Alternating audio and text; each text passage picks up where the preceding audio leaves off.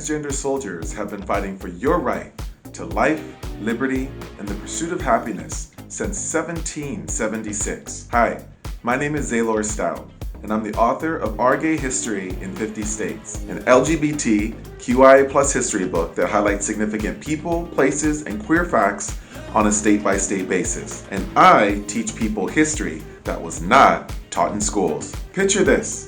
It's 1991 in Ventura, California. It's a beach town where you can smell the saltiness of the ocean air. Now, Ventura, much like Orange County, California, where I grew up, was very, very white. Now, I'm a black student. I had just turned 17 years old. I had my cross colors gear on. I had my Walkman on my hip.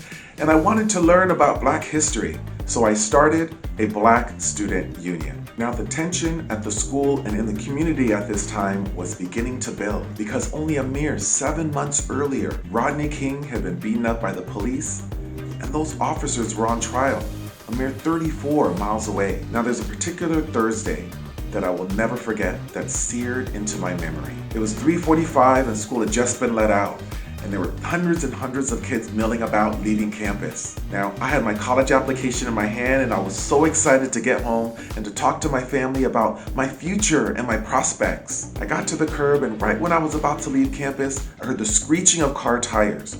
And I turned to look just in time to see a skinhead jump out of a car, run up to me, punch me in the face, and yell out, "Nigger!" I can still smell the burning rubber of the car tires as he sped off. My college application fell out of my hand and hit the ground, and a solitary drop of blood fell off on my face and splashed on the cover. It was then that I was thrust into the limelight.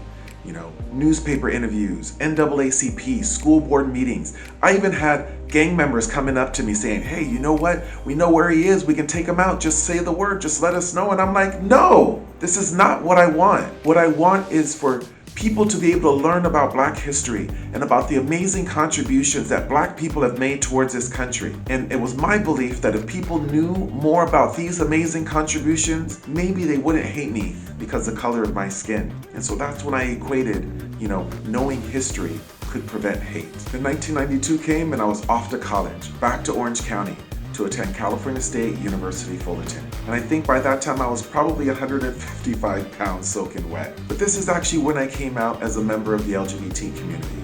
And I remember going to the library and looking for some remnants of myself in these stacks and stacks of books and not seeing anything that actually looked like me or had my life's experience. And this is when I came to realize that, some of the same hate that is directed towards the Black community resembles the hate that's directed towards members of the LGBT community, based on things that we can't change about ourselves. I can't change my skin color, I can't change my sexual orientation, and there's others, that are, transgender that can't change their gender identity either.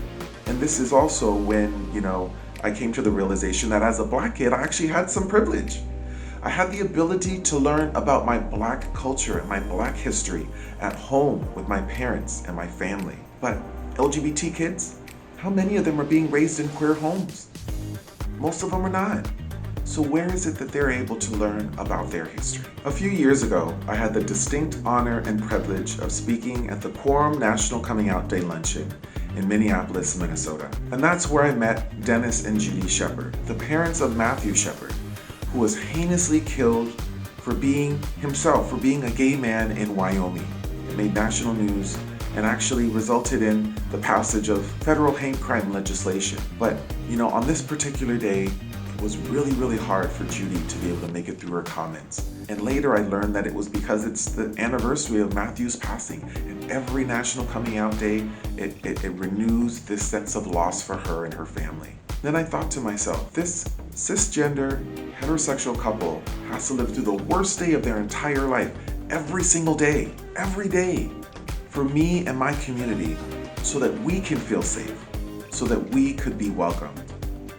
And so when I gave Judy a big hug that day, it reminded me that I felt like I needed to do more. I needed to do something. And so it reminded me of actually this book idea that I had. And so I knew that this was something that I needed to do, and I needed to do it now. And so within 2 weeks, I went with a publisher at Wise Inc. 2 months, I started writing the book. And 2 years later, just in time for the 50th anniversary of the historic Stonewall riots, Our Gay History in 50 States was born. I'll never forget the very first time I got my hands on a copy of my book. All of that history that I wish that I had access to when I was a young person. Now, we've sold over 2,500 copies in the first year that the book has been out.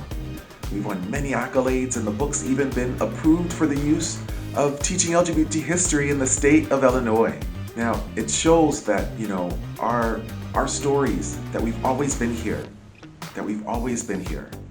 and that our contributions matter. So if you're an individual, my ask of you today is to purchase a copy of the book for yourself, and then purchase another copy to donate to your old school or a loved one. And if you're with an organization or a company, consider sponsoring your city, your county, your state by purchasing 20 to 300 copies of the book. We have a fiscal sponsor, so be tax deductible. So that the younger you or the younger me can see ourselves reflected in our country's history and know that we as well can be history makers ourselves. Thank you.